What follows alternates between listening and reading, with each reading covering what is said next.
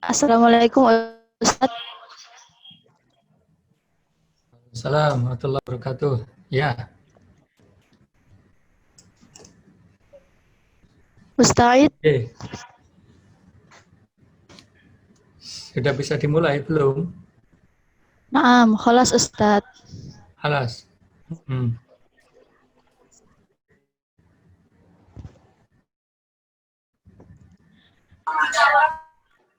Dibuka dulu atau bagaimana? Assalamualaikum. Gimana Ustaz? Nah,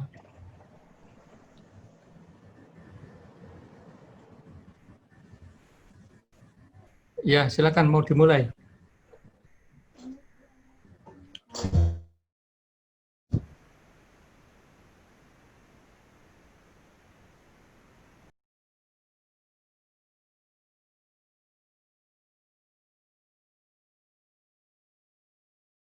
Nahmaduhu wa nasta'inuhu wa nastaghfiruh wa na'udzu billahi min syururi anfusina wa min sayyiati a'malina.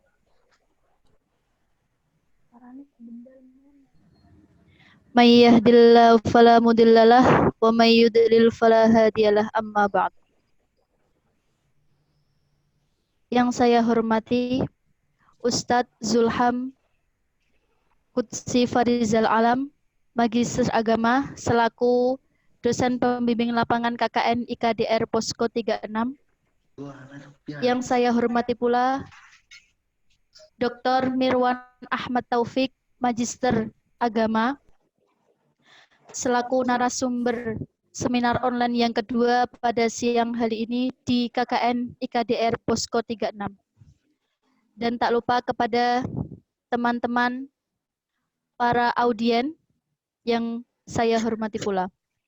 Pertama-tama marilah kita panjatkan puji syukur kehadirat Ilahi Robbi yang mana telah memberikan kita kesehatan sehingga kita dapat mengikuti acara seminar online yang kedua pada KKN IKDR Posko 36 siang ini.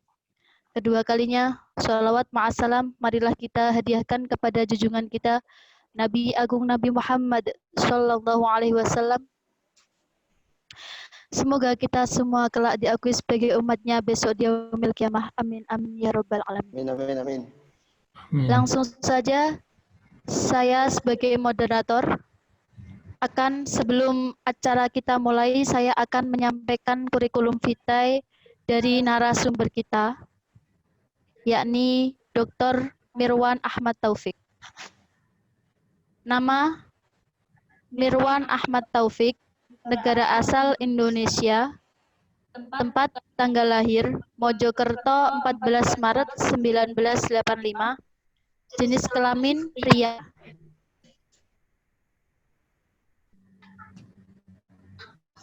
Status menikah, agama Islam, kenegaraan Indonesia.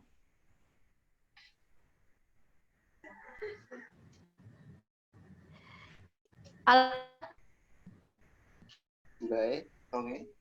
Sawahan Gang 2 Lapangan Bola RT 4 RW Kecamatan Moji Kabupaten Mojokerto, Jawa Timur, Indonesia. Nomor HP 082 233 696 730 atau 05 771 224 4266. Alamat yang kedua, Pesantren Mahasiswa Nur, Jalan Wonocolo, Gang Modin, 10A, Surabaya, Indonesia. HP 085 771 224 2266.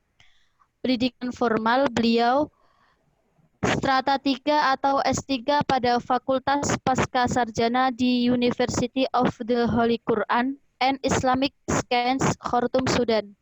Pada tahun sampai 2016.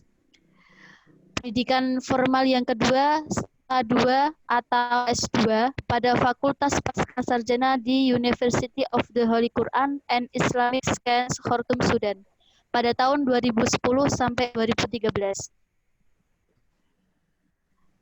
Pendidikan formal yang ketiga pada strata 2 atau S2 pada ilmu bahasa Araban di Khartoum International Institute for Arabic Language, Khartoum, Sudan pada tahun 2009 sampai 2011. Strata 1 atau S1NA pada Fakultas Sastra dan Jurusan Bahasa Arab di International University of Africa atau IUA Khartoum Sudan pada tahun 2005 sampai 2008. Madrasah Aliyah Keagamaan Negeri MA atau MAKN Den Anyar Jombang Jawa Timur pada tahun 2001 sampai 2004. Madrasah Sanawiyah Negeri Mojosari Mojokerto Jawa Timur pada tahun 1997 sampai 2000. Pendidikan paling akhir atau paling awal sekolah dasar negeri Longmasin Pungging Mojokerto Jawa Timur tahun 1991 sampai 1997. Selain mengikuti jenjang pendidikan formal, beliau juga pernah pendidikan normal, yaitu di Pusat Bahasa Asing Al-Aziziyah dan Anyar Jombang, konsentrasi bahasa Arab dan Inggris dalam speaking and penerjemahan pada tahun 2003 sampai 2004. Yang kedua, Pondok Pesantren Al-Aziziyah dan Anyar Jombang pada tahun 2001 sampai 2004. Yang ketiga, Pondok Pesantren Darul Hikmah Sawahan Mojosari pada tahun 2000 sampai 2001. Dan yang terakhir, pendidikan non-formalnya di Pondok Pesantren Rodotul Ulum Tuiri Mojosari Mojokerto pada tahun 1997 sampai 2000. Pengalaman organisasinya, Rois Syuriah, pengurus cabang istimewa Nahdlatul Ulama Khartoum Sudan pada tahun 2012 sampai 2013. Wakil Rais Syuriah, pengurus cabang istimewa Nahdlatul Ulama Khartoum Sudan pada tahun 2010 sampai 2011. Pelaksana dan penanggung jawab pengajian untuk masyarakat profesional Indonesia di Sudan pada tahun 2009-2011. Terus pernah juga menjadi bendahara Majelis Permusyawaratan Anggota pada Persatuan Pelajar Indonesia atau PPI Sudan pada tahun 2007 sampai 2008.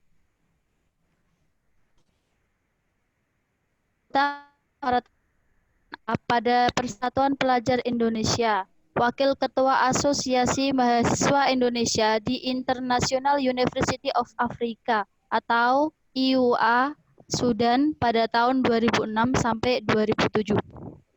Masih banyak lagi ya Ustadz ini pengalaman organisasinya. Jadi saya tidak sebutkan semuanya.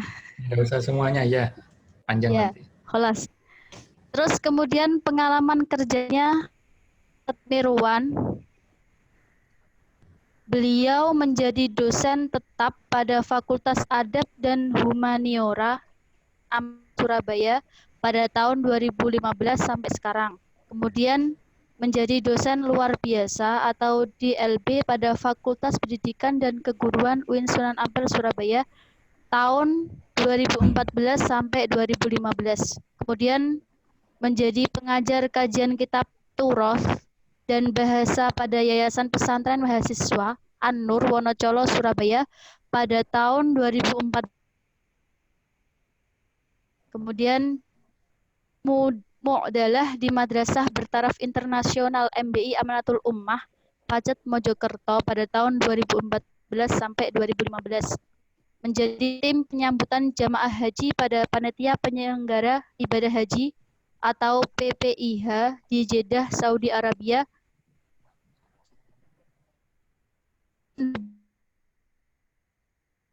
Sensus penduduk bagi komunitas Indonesia Republik di Indonesia pada tahun 2011.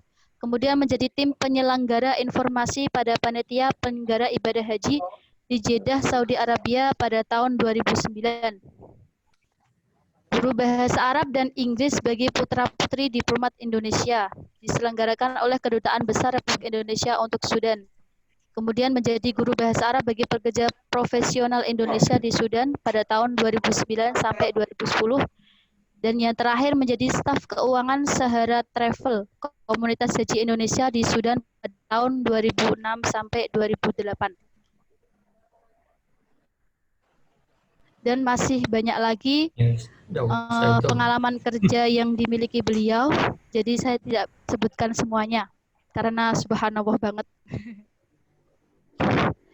Selanjutnya ini Ustadz acara yang pertama untuk keynote speaker yang akan disampaikan oleh dosen pembimbing lapangan kita KKN IKDR Posko 36 kepada Ustadz Zulham, kami persilahkan. Baik. Assalamualaikum warahmatullahi wabarakatuh.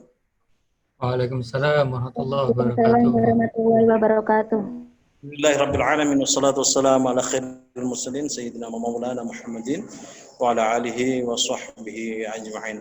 ازيك يا دكتور مروان كيف حالك؟ Alhamdulillah tamam. ببركة حسن. دعوتك. تحسي في المكتب او في البيت؟ في المكتب. المكتب يعني شغل في المكتب؟ أيوة نعم. ما شاء الله. طيب نعرض لكم دكتور مروان احمد وهو السن اصغر مني لكن لو كان في العلم هو اكبر مني اليس كذلك يا دكتور؟ لا لا حضرتك أكبر مني. حضرتك شيخني. أن يكون الدكتور حضرتك شيخي. أنا أصبح دكتور وأنا لسه يعني ما في شيء. هذا رمزي. هذا رمزي فقط يعني. أولا أشكركم جميعا على حسن معاملتكم وأشكركم على عملكم في هذا اليوم يعني تعمل السمينارات التي سيلقيها الشيخ القياي مروان أحمد توفيق هل بالعربية ولا باللغة الإندونيسية أحسن لكم؟ لما شئتم. Indonesia fakot ya Ustadz. Baik, baiklah. Pertama-tama saya ucapkan terima kasih karena jenengan semua sudah mau mengadakan seminar ini. Saya ini kebetulan dengan teman-teman ya, teman-teman di Mahat Balai Kambang. Jadi saya memberikan sambutan disaksikan oleh banyak mahasantri. Kalau jenengan mahasiswa, ini mahasantri dan ini gelas saya, habis saya minum. Ya, mohon maaf. Jadi agak campur-campur. Jadi saya ucapkan terima kasih utamanya kepada Ustadz Dr. Mirwan yang telah bersedia berkenan untuk mengisi acara seminar ini.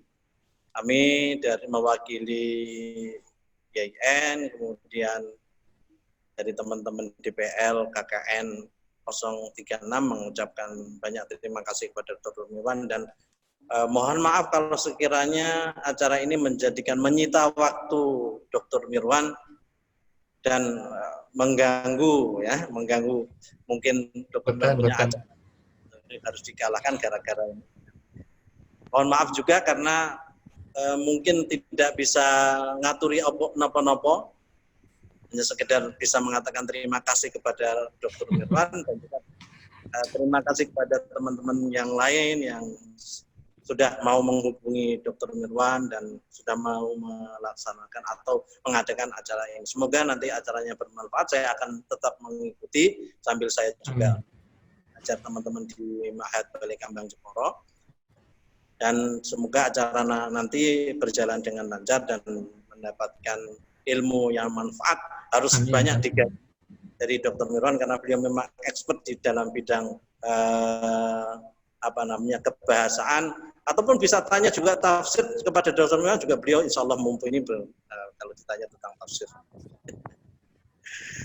Saya ucapkan terima kasih sekali lagi, mohon maaf kalau ada salah kata ataupun salah yang saya sampaikan.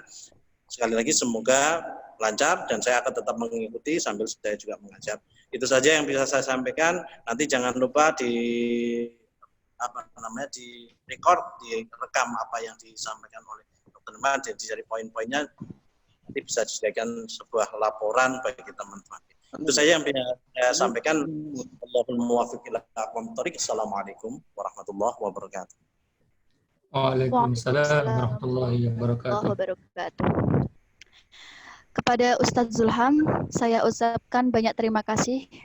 Selanjutnya ini acara untuk menit pertama, 60 menit pertama kita gunakan untuk mendengarkan pemateri dari narasumber kita, yaitu Dr. Mirwan Ahmad Taufik. Selanjutnya untuk 30 menit setelahnya kita gunakan untuk sesi tanya jawab. Gitu ya Ustadz. Baik, boleh. Nah, Nah, 60 menit. Lama sekali. Ya, boleh, lama boleh. sekali. Lebih banyak tanya jawab saja. Ya, Oh, nanti saya iya. sampaikan lah. Enggak apa-apa. Iya, Ini enggak apa-apa, Ustadz. 60 menit. Nah,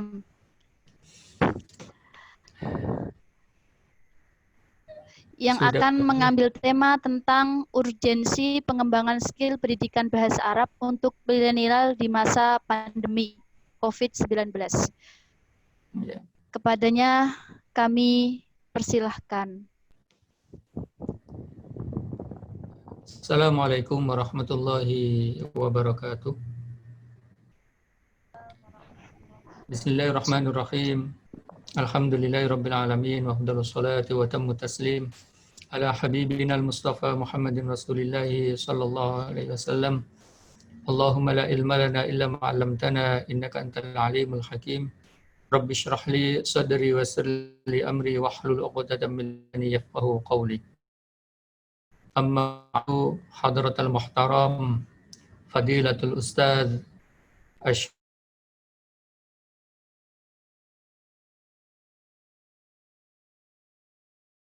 ya, naqulu ka'in lughat Arabiyya qafil da'wiyah wa nashkur li fadilati al-mudir atau mudirul jami'ah jami'ati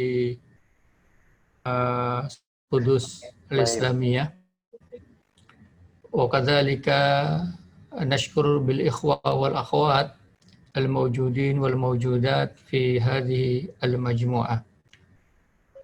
Nashkurullah ta'ala ala ma mannahu min hadhihi al-furas al-thaminah linaltaqiya wa nuqaddim syai'an min al-lughati al-arabiyyah. Baik, terima kasih. Dengan bahasa Indonesia ya, bukan bahasa Arab. Bahasa Indonesia. Nggih. Pada pagi Mulahat hari tidak ini, apa-apa, dicampur-campur tidak apa-apa Ustadz. nggih. Pada pagi hari ini saya ucapkan terima kasih kepada Ustadz Zulham Qudsi. Beliau itu senior saya. Senior saya hanya memang belum S3-nya, itu saja. Kalau saya masih juniornya. Baik, kita akan membahas tentang tema bahasa Arab di masa pandemi ini. Artinya, ini semua dari PBA ya, pendidikan bahasa Arab. Semua. Ini dari umum, bukan dari PBA. Oh, dari umum, bukan dari PBA. Iya. Nah, Oh, iya, iya. campur, ada yang jurusan PGMI, ada yang PGSD. Oh, baik-baik ya. Saya akan kaitkan nanti bahasa Arab dengan moderasi beragama, terutama di masa pandemi ini, agar kita bisa gunanya apa sih kita mengetahui bahasa Arab, baik yang sudah di dalam jurusan bahasa Arab atau sekarang di luar bahasa Arab. Saya bisa presentasi ini, bisa menampilkan PPT. Bisa. Bisa Ustadz. Masih ditutup. Coba. Sudah dijadikan CO-nya, host-nya. Silahkan.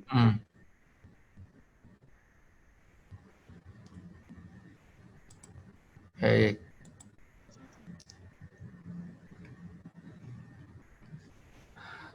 Sudah kelihatan? Ya. Kelas Ustadz. Ya.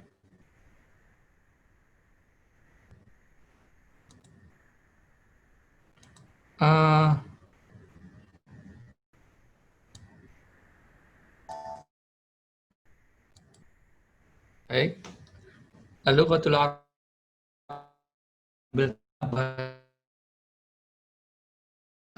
jadi terutama ini kan jurusannya berbeda-beda, ada yang dari PPA, ada yang dari umum.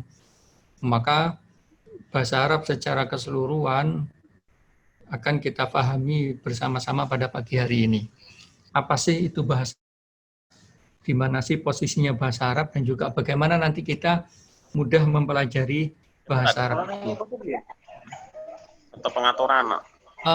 Pertama, bahasa Arab itu yang paling mudah, al-lughatul arabiyyah hiya lughatul Quran. Itu ya.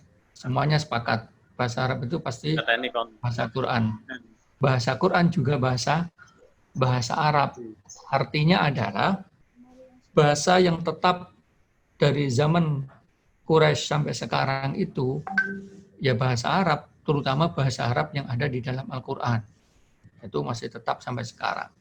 Serta beberapa ilmu yang mengitari Al-Qur'an, yaitu tafsir, hadis, sirah, tarikh, fikih.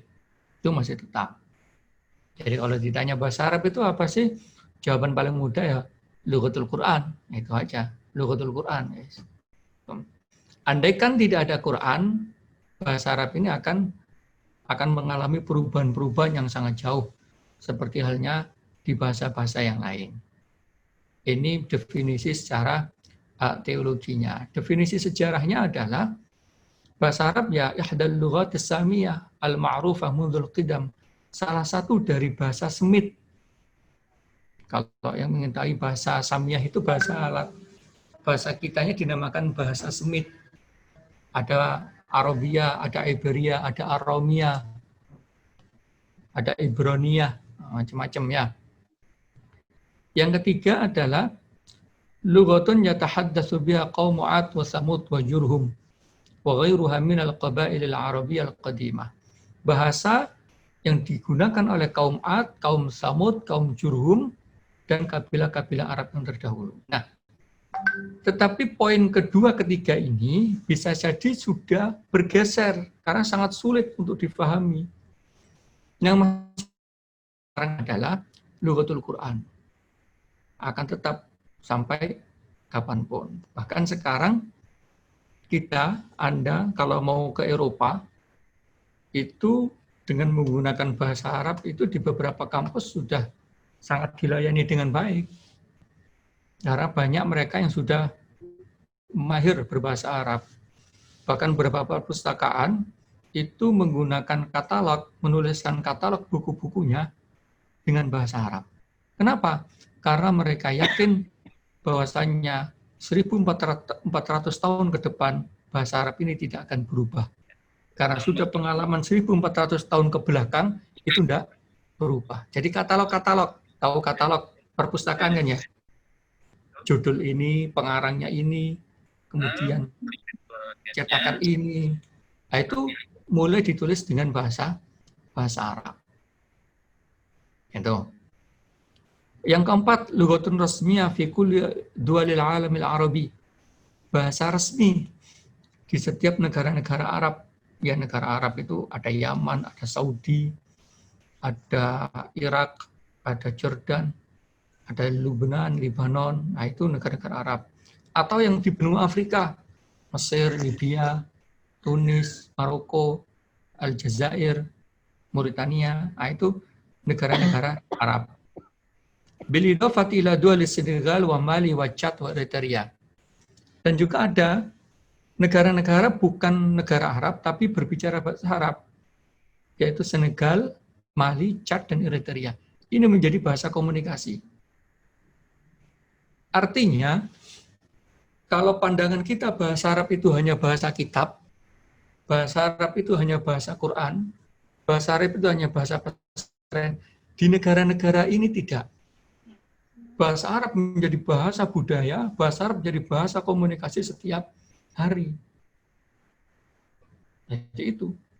Jadi bahasa Arab itu tidak hanya menjadi bahasa tulisan saja, tetapi menjadi bahasa yang sangat maju dan tren dalam dunia keilmuan. Bahkan beberapa teman saya itu ngajar di Brunei untuk mengajarkan bahasa Arab. gajinya tinggi, lumayan. Dan mereka yang mau bekerja mengajarkan bahasa Arab di Eropa, di Turki, di Amerika, itu gajinya tinggi-tinggi. Artinya apa? Orang bekerja dengan menggunakan skill bahasa Arab itu bisa. Bukan tidak bisa. Karena bahasa Arab menjadi bahasa dunia sekarang. Apalagi ditambah yang kelima itu. Ifda lughati Munazzamatil Ummam Al-Muttahidah Rasmiyah SID. Salah satu bahasa resmi PBB. Jadi bahasa Arab menjadi salah satu 6 bahasa resmi di PBB.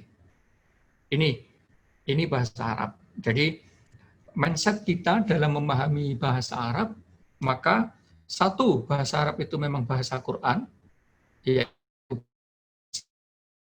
bahasa fikih, bahasa tafsir, bahasa untuk menggali keilmuan Islam, itu bahasa Arab.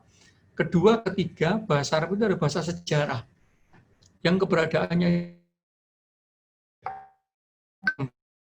tetap. Keempat, bahasa Arab itu adalah bahasa komunikasi. Komunikasi antar sesama, komunikasi antar media, komunikasi antar individu. Dan yang kelima, bahasa Arab adalah bahasa pemersatu negara-negara Arab dan dunia internasional.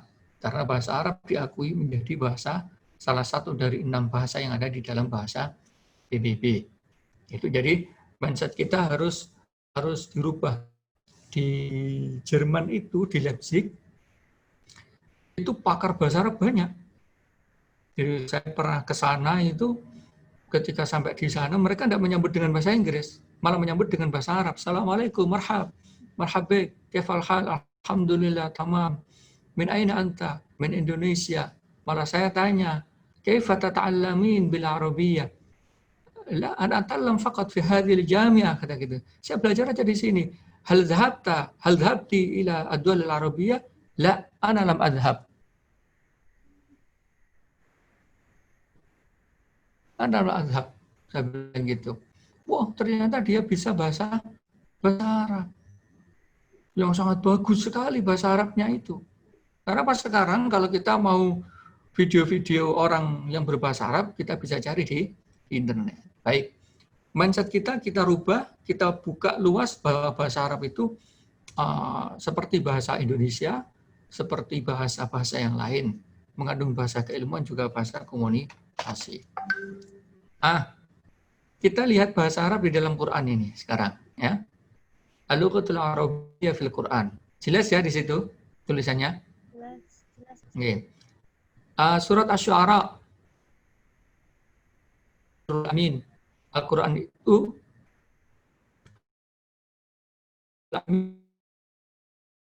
ala qalbika litakuna minal munzirin. Kepada hatimu wahai Nabi Muhammad, litakuna minal munzirin, sehingga engkau menjadi orang-orang yang memberi ingat bilisanin arabiyyin mubin, dengan bahasa Arab yang jelas. Ayat yang pertama ini bahasa Arab dikaitkan dengan al-munzirin. Al-munzirin ini adalah orang yang memberikan peringatan.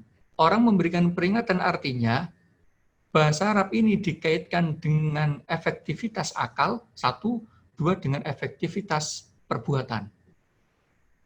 Jadi di dalam surat Asy-Syu'ara, kata-kata bilisanin arabiyyin mubin itu dikaitkan dengan kata-kata al-munzirin yang mempunyai 2 dimensi, yaitu dimensi akal dengan dimensi fisik, yaitu perbuatan. Ayat selanjutnya. Maka biasanya orang yang pintar berbahasa Arab dengan i'rabnya yang benar itu jarang pikun. Karena apa? Otaknya selalu bekerja. Juga tidak sampai gemeteran. Karena apa? Karena anggota fisiknya digunakan. Ayat kedua, Qur'anan Arabiyyan ghaira dzi 'iwajin la'allahum yattaqun. Surat Az-Zumar 28. Quran yang berbahasa Arab itu ghaira dzi 'iwajin, tidak punya kemelencengan. Kenapa? La'allahum yattaqun, agar mereka bertakwa. Jadi, orang yang berinteraksi dengan bahasa Arab, berinteraksi dengan Quran, berinteraksi dengan bahasa Arab, membaca kitab-kitab Arab, membaca fikih, membaca yang berbahasa Arab atau berbicara bahasa Arab itu dikaitkan dengan kata-kata yattaqun, yaitu mudah bertakwa. Di antaranya adalah berbicara bahasa Arab itu sunnah Rasulullah loh ya. Karena Rasulullah berbicara bahasa Arab. Apa pernah Rasul bicara bahasa Indonesia? Kan enggak. Rasulullah bicara bahasa Arab. Maka kita bicara bahasa Arab itu artinya kita juga menjalankan sunnah Rasulullah Shallallahu Alaihi Wasallam. Ayat selanjutnya, Inna ja'alnahu Qur'anan Arabiyyan la'allakum taqilun. Kami jadikan Al-Quran itu berbahasa Arab, la'allakum taqilun, agar kalian semua berakal, berpikir. Jadi artinya apa? Bahasa Arab disandingkan dengan proses berpikir yang baik. Coba kalau kita sedang berbicara bahasa Arab, itu kita satu berpikir domir, dua berpikir i'rab, tiga berpikir kalimatnya yang pas. Jadi otak kita akan dipacu untuk berpikir kuat, semakin berpacu semakin kuat. Maka bacalah bahasa Arab, berbicaralah dengan bahasa Arab, maka jaminannya la'allakum taqilun. Semoga kalian semua menjadi orang-orang yang berpikir. Surat Yusuf juga begitu, sama. Inna anzalnahu Qur'anan Arabiyyan la'allakum taqilun. Ayat selanjutnya juga gitu. Kitabun fussilat ayatuhu Qur'anan Arabiyyan liqaumi ya'lamun. Bahasa Arab disambungkan dengan kata-kata ya'malun. Lah kata ya'lamun. Ya'lamun ini mengetahui. Maka orang yang suka dengan bahasa Arab, suka membaca Quran, suka membaca yang berbahasa Arab, suka berbicara bahasa Arab, itu disandingkan dengan kata-kata ya'lamun, yaitu mengetahui. Ayat selanjutnya, wa kadzalika anzalnahu Qur'anan Arabiyyan, dan demikianlah kami turunkan Quran itu berbahasa Arab. Wasarrafna fihi minal wa'idi, dan kami arahkan di situ dari ancaman-ancaman. La'allahum yattaqun, agar mereka semua bertakwa, au yuhditsu lahum dzikra, atau bahasa Arab itu menjadikan peringatan bagi mereka. Coba. Bahasa Arab di sini disandingkan dengan yattaqun, juga di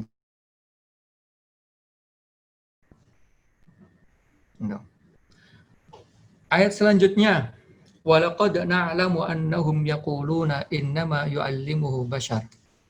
Lisanul ladzi yulhiduna ilaihi a'jami wa hadza lisanun arabiyyun mubin. Walaqad na'lamu, kami sudah tahu, annahum yaquluna, bahwasanya mereka mengatakan innama yu'allimuhu bashar, itu diajari manusia. Lisanul ladzi yulhiduna ilaihi a'jami, lisan bahasa yang mereka sesatkan itu adalah bahasa ajam. Wa hadza lisanun arabiyyun mubin, tapi ini Al-Qur'an dengan bahasa Arab yang jelas. Arab yang jelas. Saya percepat dikit. Bahasa Arab disandingkan dengan hukman Arabiyyan, ya. Bahasa Arab disandingkan dengan liyunzirul ladzina zalamu wa busyra lil muhsinin, untuk memberi peringatan kepada orang yang berbuat zalim, wa busyra lil muhsinin, dan memberikan kabar gembira bagi orang yang berbuat baik. Bahasa Arab di ayat ini juga disandingkan dengan Arabiyyan litunzira ummal qura. Kami wahyukan kepadamu, wahai Muhammad, Quran itu berbahasa Arab, agar kamu memberikan peringatan kepada ummul qura.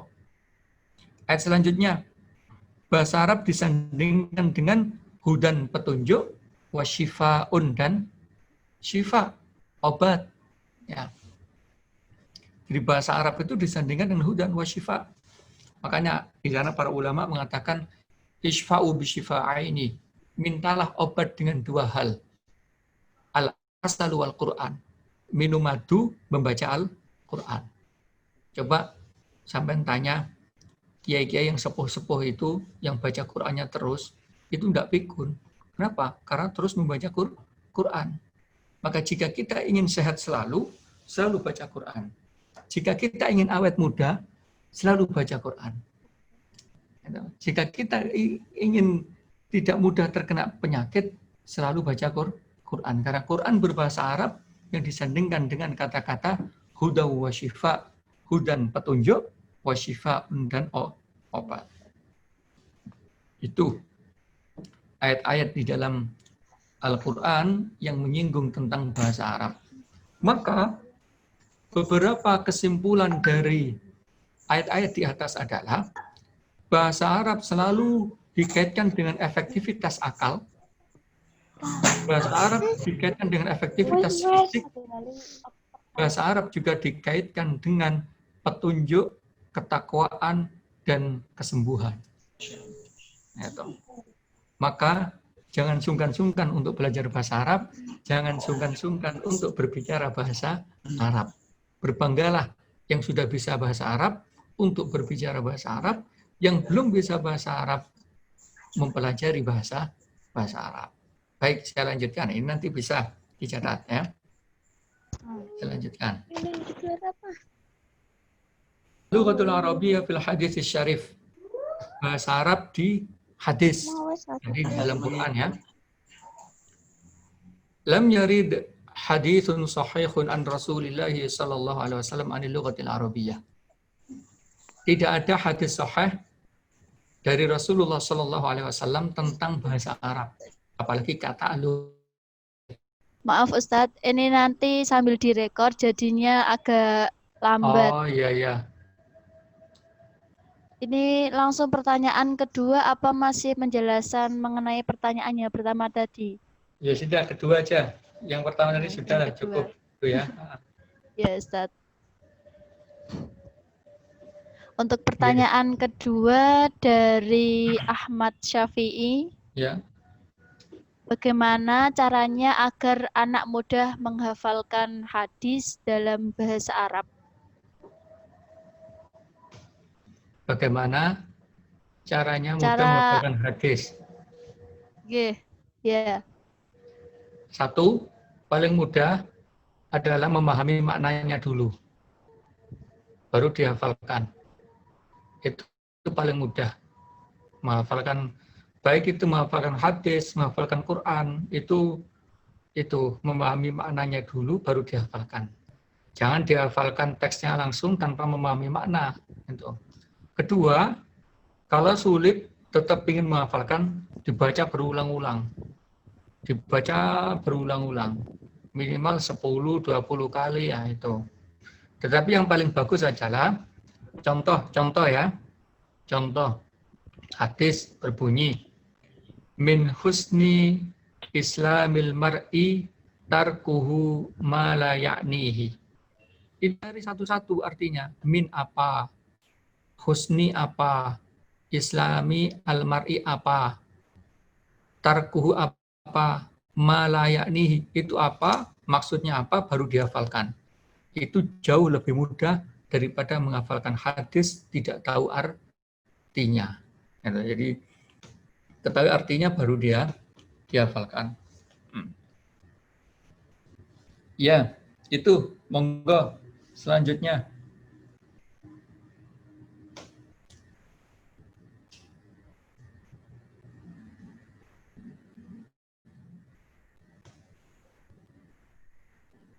Untuk pertanyaan selanjutnya dari Zahratun Nisa IAIN Kudus. Bagaimana kita mampu membentuk bi'ah Arabiyah atau bi'ah Lugawiyah mungkin ya.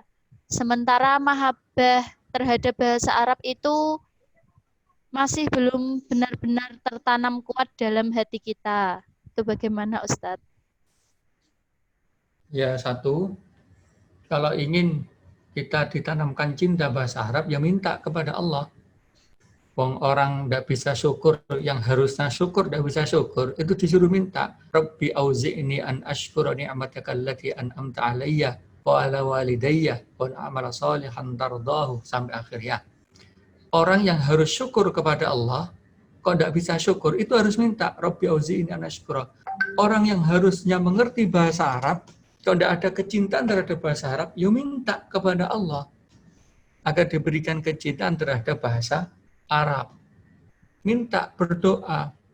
Nah, kalau sudah punya kecintaan bahasa Arab, bi'ah lughawiyah itu kan harus banyak orang.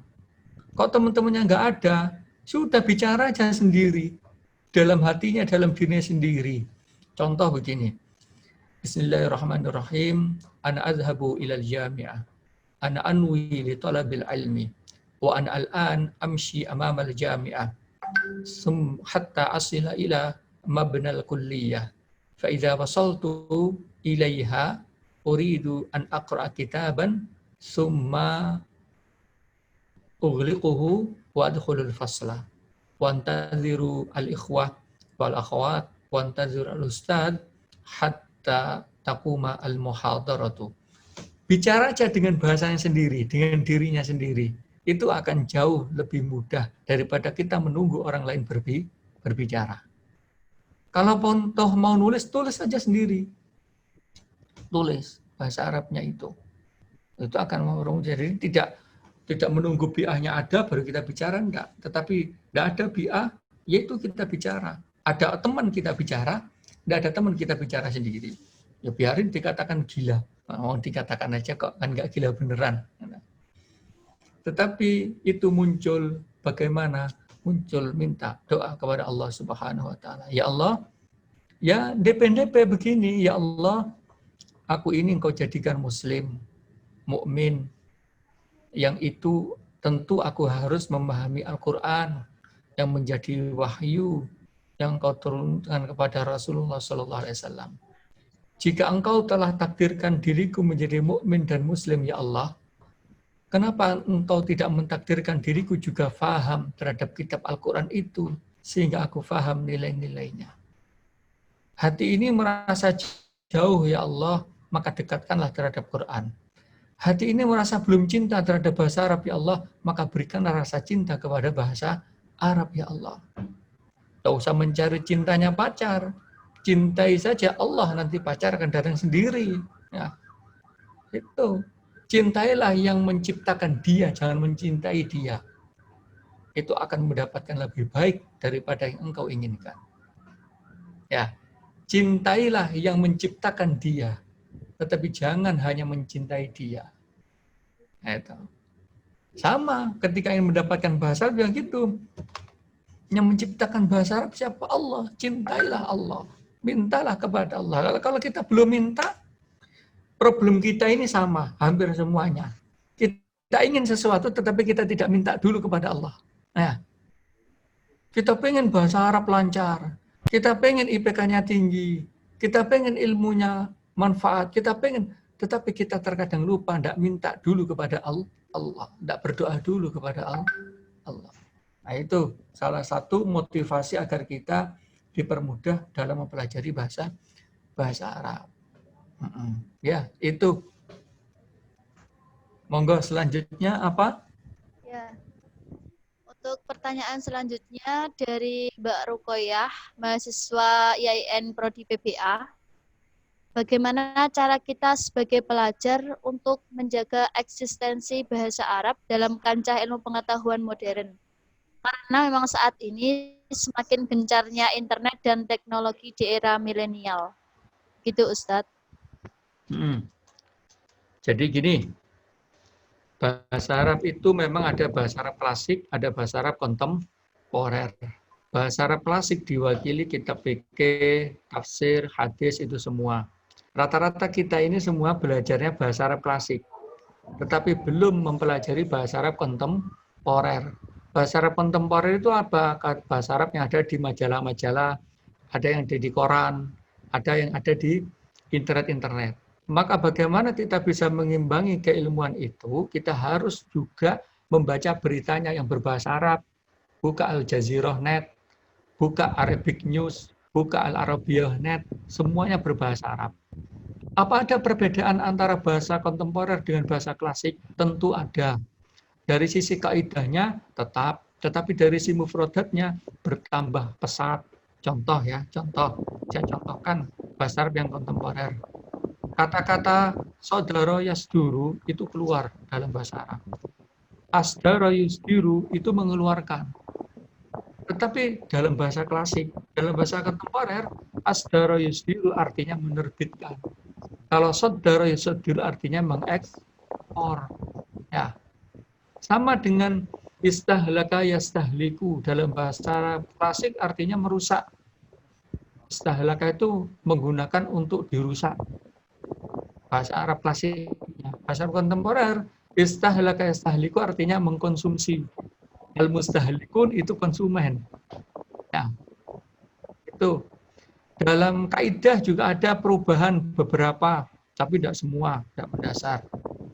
Contoh, isim alat itu dalam sorof apa wazannya? Isim alat. Mif'alun kan ya?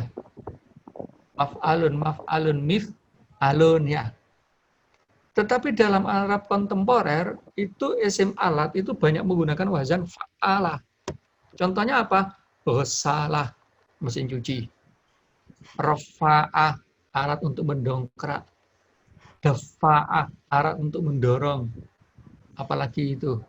Salajah, alat untuk mendinginkan, kulkasnya. Tidak menggunakan wazan mif'al lagi. Mislaj enggak, tetapi salajah. Menggunakan wazan-wazan itu. Jadi bagaimana agar kita mengikuti bahasa Arab di kancah dunia, kita harus mengikuti dan membaca bahasa Arab di internet, bahasa Arab di majalah, bahasa Arab dengan kekayaan perbendaharaan bahasa Arab kontemporer.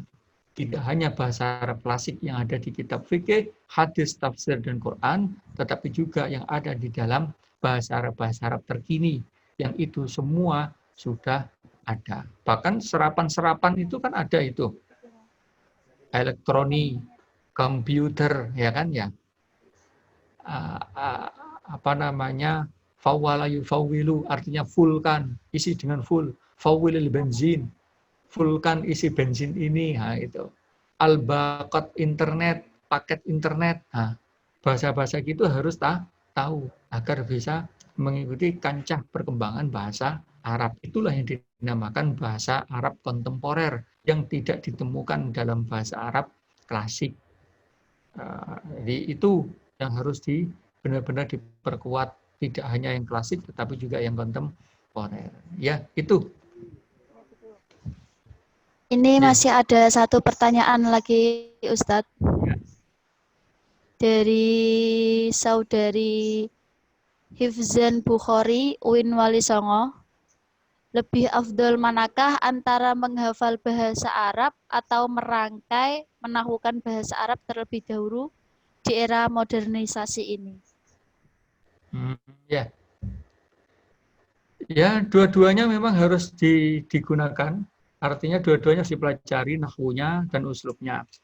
Tetapi yang paling bagus adalah memang harus menghafalkan atau mempraktekkan gaya bahasa Arab. Saya contohkan begini. Dulu kita kan sering menggunakan konsep begini. Satu kata dalam bahasa Arab itu bisa dipecah-pecah untuk bisa menjadi satu kalimat. Kata bakatibun kitabatan, kata bakatibun kitabatan fil maktabi bil miktabah alal maktab, kan begitu ya.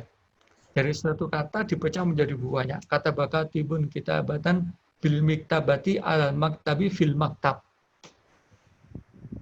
Itu secara nahwu benar, tetapi secara bahasa tidak pernah diucapkan oleh orang Arab. Bisa jadi benar secara nahwu, tetapi secara orang Arab tidak pernah mengungkapkan kata-kata itu. Jadi, kalau ingin bicara bahasa Arab, hafalkan istilah-istilah orang Arab. Cari mufradat-mufradat yang sesuai dengan orang Arab. Orang Arab pasti mengatakan begini, kata barojulun al-kitabata al-maktab, kata barojulun al-risalata bil qalami alal maktabi. Pasti begitu. Banyak ungkapan-ungkapan yang kita tidak bisa menghafalnya dengan nahwu. Contoh seumpama kopiah saya miring begini ya, miring begini. Gimana untuk ngasih tahu Ustadz kopiahnya miring gitu? Kalau bahasa kita kan terjemahkan Ustadz al-qalan suama ilah. Salah. Sebenarnya Ustadz sabit qalan suatak. Sabit qalan suatak. Bener kan kopiahmu? Itu. Coba dalam bahasa Arabnya minggir-minggir, Anda jalan di tengah gitu ya. Minggir-minggir, kalau diterjemahkan dengan istilah nahwu, janib-janib gitu aja. Orang Arab tidak mengenal istilah janib-janib, iftah syari, sudah minggir semua. Tapi bahasa Arabnya menggunakan iftah asyari. Ya, iftah asyari. Itu banyak ungkapan-ungkapan yang harus dihafal dalam merangkai kalimat-kalimat Arab. Tidak melulu dengan nahwu. Walaupun nahwu itu tetap penting dalam membaca kitab, mengkaji kitab, tetapi mufradat juga tidak kalah pentingnya. Nah, bagaimana cara merangkai mufradat dengan nahwu? Sering membaca, sering mendengar, akhirnya mudah untuk merangkai. Jadi orang belajar bahasa itu kan ada input, ada output, ada istiqbal, ada intaj. Maka kalau ingin intajnya bagus, maka istiqbalnya harus bagus. Ingin berbicara bagus, maka mendengarnya juga harus bagus. Ingin menulisnya bagus, maka membacanya juga harus bagus. Jadi sebelum menjadi pembicara yang baik, menjadilah pendengar yang baik. Itu ya. Oke. Itu, silakan jika ada yang lain, monggo. Pertanyaan sudah terjawab semua, alhamdulillah. Karena waktu sudah habis, Ya. untuk seminar online kali ini kita tutup. Dan sebelumnya saya terima kasih kepada narasumber Ustadz Dr. Mirwan karena telah memberikan materi yang mungkin sangat memahamkan bagi para audien. Dan tak lupa kepada teman-teman audien yang sudah bergabung di seminar online KKN IKDR Posko 36, saya ucapkan terima kasih juga. Dari saya pribadi, apabila ada kesalahan yang kurang berkenan, saya mohon maaf sebesar-besarnya. Wallahul muwaffiq ila aqwamit thoriq. Wassalamualaikum warahmatullahi wabarakatuh. Waalaikumsalam warahmatullahi wabarakatuh. Syukron Ustadz. Ya, Afan.